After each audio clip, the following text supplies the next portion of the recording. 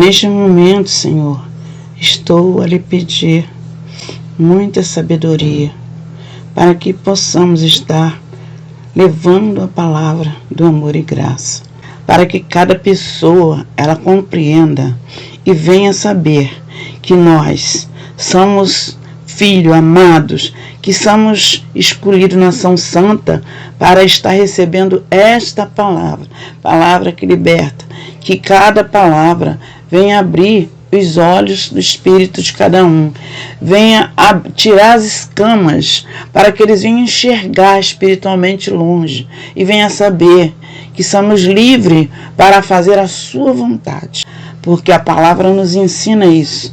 Então eu te agradeço, Senhor, para que possamos estar em linha com a graça de Deus. Eu agradeço, Deus. Abençoados de Deus, estão de volta aí, amados, com mais estudo aí, amém? Vamos aí dar meus agradecimentos aí, já de início aí, aos abençoados do Rio de Janeiro. Eu estou agora separando, né, porque tem muitas pessoas para me dar aí meus agradecimentos por estar aí, nos ajudando aí, aqui no nosso canal do YouTube, como nas outras redes sociais.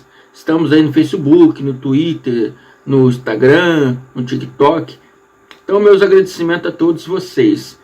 Então, começamos aqui com Néia de Oliveira, Judite, Daniela Amarantes, Remanescente de Cristo de Niterói, Ministério Livre pela Graça de Resende, Alete de Oliveira, está sempre aí conosco, Patrick de Oliveira, Ana de Oliveira, Marcelo de Oliveira e a todos abençoados das nossas redes sociais.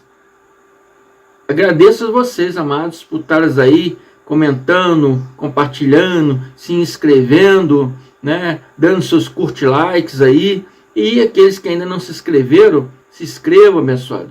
Envie para mais pessoas, convide mais pessoas para se inscrever, e não esqueça de dar os likes, tá?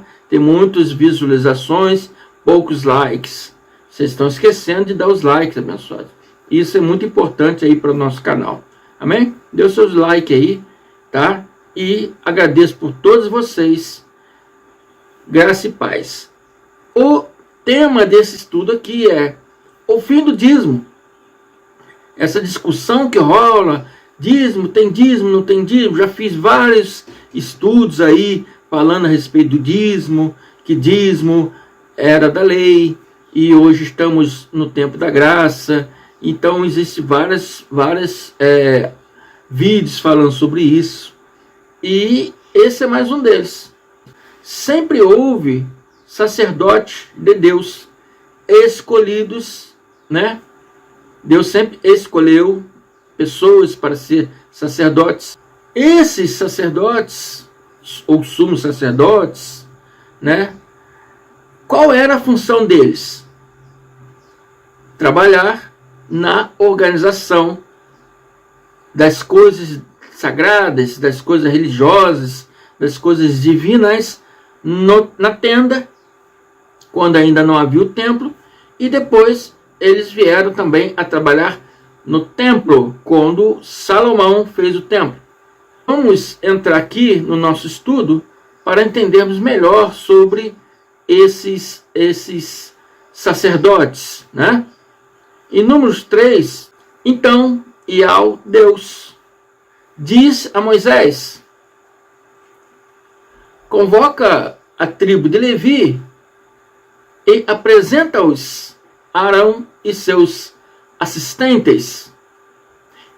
Eles deverão seguir as suas instruções e cumprir os deveres sagrados na tenda do encontro, a favor do povo de Israel.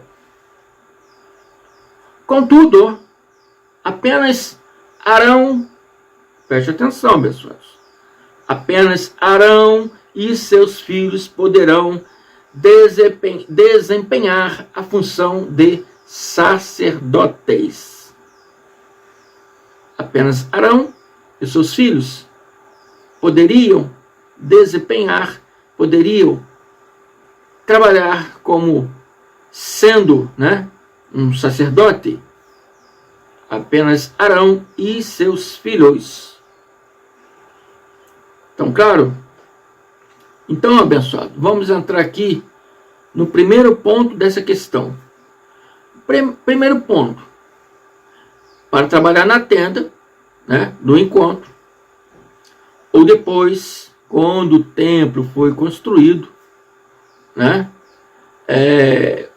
por Salomão, só poderia ser da tribo de Levi. Só a tribo de Levi poderia participar no trabalho do templo, da tenda ou do templo. Amém? Segundo ponto, somente Arão e seus filhos poderiam ser sacerdotes. Somente Arão e seus filhos poderiam ser sacerdotes. Estão conseguindo pegar, receber essa palavra? Então, abençoados, então nenhuma outra tribo poderia exercer essa função de trabalhar na tenda ou trabalhar no templo. Somente a tribo de Levi poderia fazer isso. Amém? Então, abençoados, os padres, os pastores, os bispos, são sacerdotes legalizados pelas Escrituras, pela lei de Moisés. Não são sacerdotes legais, não são sacerdotes legítimos segundo as Escrituras. Eles não podem receber os seus dízimos. Amém? Isso é contra a lei de Moisés. Embora essa lei já é passada, mas ela permanece aqui escrita para que nós tenhamos sabedoria. Amém? Deus não mandou rasgar o livro da lei e jogar fora. Não. Ela está aqui para que nós possamos buscar lá o entendimento para trazer para os abençoados. Se eu pegar os livros da lei e tudo jogar fora, eu não vou ter conteúdo para poder explicar para o abençoado que o que se faz no sistema religioso é errado. Amém? Então eles não podem receber os seus dízimos, porque é contra a Escritura, é contra a lei de Moisés. Amém? Eles não são da tribo de Levi, eles não são sacerdotes legítimos, legalizados pela tribo de Levi. Terceiro ponto, para quem dentro das Escrituras, tudo que falamos aqui é baseado nas Escrituras e no Evangelho. Amém? Para quem dentro das Escrituras eram para ser pago os dízimos verdadeiramente. Para quem dentro da Escritura eram verdadeiramente para ser pagos os dízimos e as ofertas. Deuteronômio 18, ele nos mostra que os sacerdotes levitas e todo o restante da tribo de Levi não terão posse nem herança em Israel. Ou seja, eles não receberam terras para plantar ou criar animais. E como viveriam, irmão André? Como que eles iriam viver se não poderiam plantar, não poderiam criar seus animais? Como viveriam? Teria que se alimentar para sobreviver? Viverão das ofertas sacrificadas de ao Deus, preparadas no fogo, pois esta é a sua herança. Estão começando a entender, abençoado? As ofertas de animais que eram levados para o sacrifício, né, de ao Deus. Delas eles poderiam tirar para seus alimentos, que eram muitos. A tribo era muito grande. Amém? vocês terão que dar-lhes.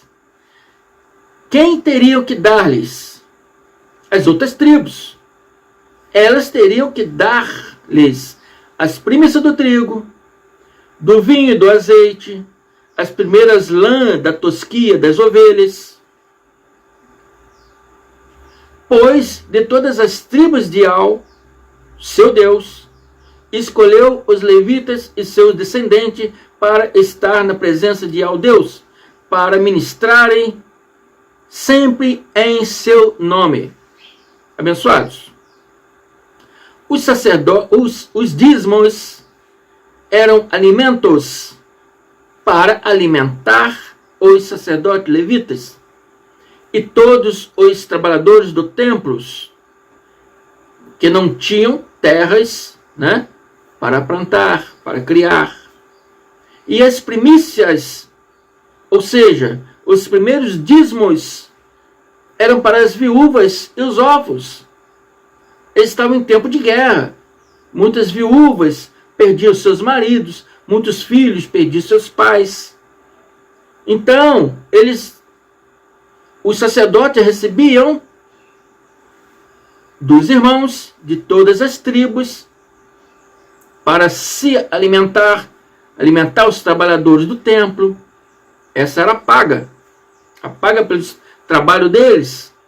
E também as primícias desses dízimos, eles davam para a viúva e para os órfãos. Bem? No advento do Cristo, se introduz um novo sacerdócio. E esse perpétuo não tem fim. E que nada tem a ver com o sacerdócio levítico. Cristo, Jesus Cristo, não tem nada a ver com Moisés.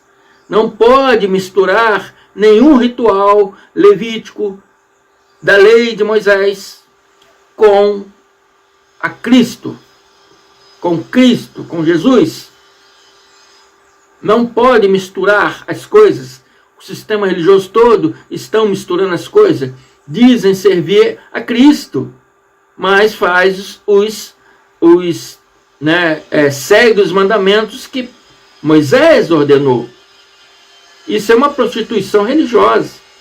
Estão tentando servir, o noivo da lei e o noivo da graça. Servir a dois noivos. A igreja quer servir a dois noivos. Prostituição religiosa. Esse é o significado. Amém? Então, no advento do Cristo, Cristo veio trazendo um novo sacerdócio que não tem nada a ver com o sacerdócio levítico. Então, Paulo ensina para os hebreus e diz, Hebreus 7:18, assim as regras antigas